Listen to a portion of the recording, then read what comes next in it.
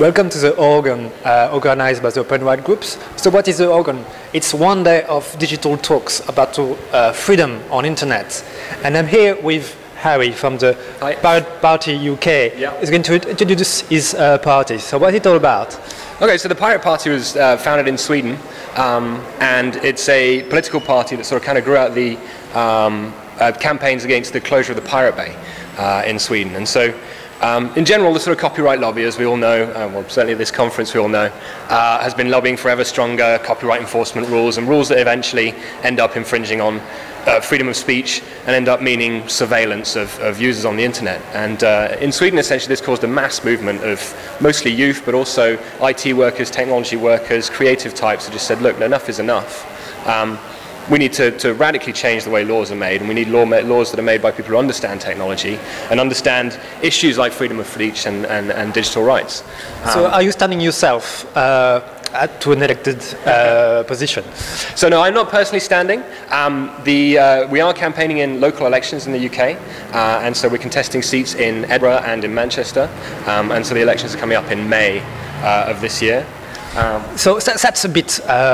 For people, it's a bit scary. Pirate Party. Of course, us, we know the Pirate Bay, the pirate culture, and all the WikiLeaks open source project. But for other people, pirate sounds a bit anarchist, crazy. Yeah. So are you guys dangerous, crazy people? Well, I think the reason it's called the Pirate Party is because when you're sort of on the internet and you're sharing files, or when even, imagine you went to a cookery course and you learned a new recipe from a chef, and you're so pleased with it, you make it at home, you really enjoy it, and you go, you know what, I'm going to teach my wife this recipe. Well, you've just pirated that recipe. Okay, if you accept the definition of piracy that the corporate lobbies want to press on the world. And what we say is, actually, this is sharing, this is a natural thing. Copying information, telling your friends about people, sharing ideas, comes naturally to human beings, and yet, the corporate world is trying to legislate this and say that anyone that shares things is a pirate.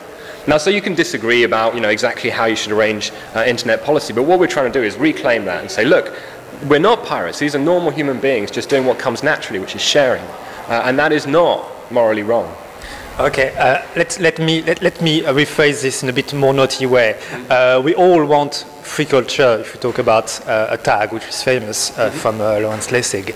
But maybe now small producers are being hurt by this copyright is killing freedom thing. So how do we balance the need for some artists and producers to be able to continue be creative and get money, and also the freedom of internet? Yeah. Well, I guess the argument is first of all, if you look at the kinds of people that are looking to be protected by the sorts of laws that we're having to sort of protect copyright enforcement online, we're talking about massively successful bands. We're talking about Britney Spears, who's saying, look, if people pirate my tracks, I'm going to make $5 million instead of $10 million next year. Like the average real struggling artist, right? The average person who decides to devote themselves to art and to music never makes any money, right? So they're not the people pushing for the kind of laws that we campaign against. And ultimately, if you've got a relationship with your fans, and the Pirate Party isn't about saying everything should be free. All right, if you want to say, look, I'm going to make a recording of my album, and I'm going to ask my fans to buy it, and I'm going to say, guys, look, support me, please. I've made this CD, please pay for it. It costs £10. If you like my work, please pay for it. And we're not trying to say that should be illegal, of course. And if you can convince your fans to pay for your CD and to give you £10, then great. We think there's a whole load of other ways you could make money. But what we're saying is, look, if you can't convince your fans to pay for it, if your fans are like, you know what, you've asked me to pay for it, but I'm not gonna, well, that's your problem. That's your relationship with your fans. And we don't see why the police should be involved or why the government should be involved in helping you to convince people to give you money.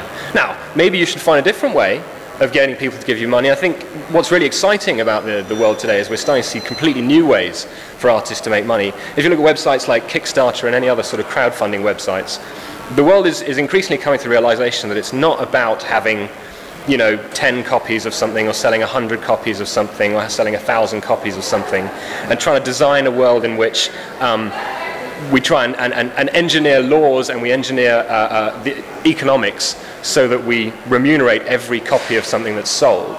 That's the old world.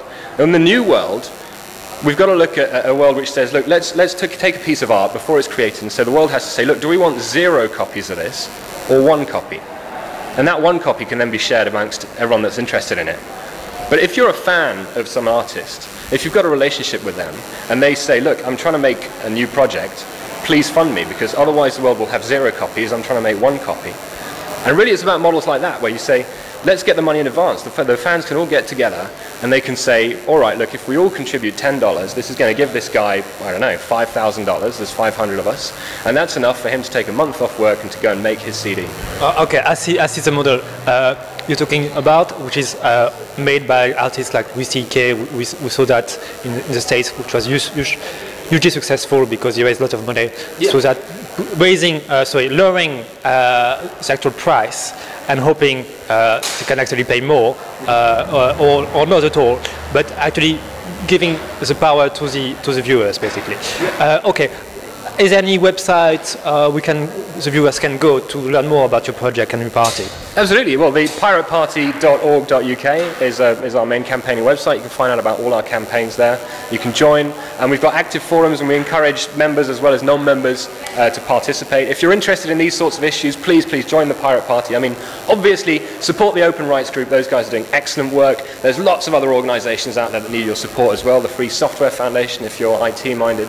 But the Pirate Party is worldwide, in other countries and in the UK. We do need members, and we are the only party that's sitting there campaigning, trying to get elected and to become the people that make these laws. Okay, fantastic, Harry. Thank you for talking to us.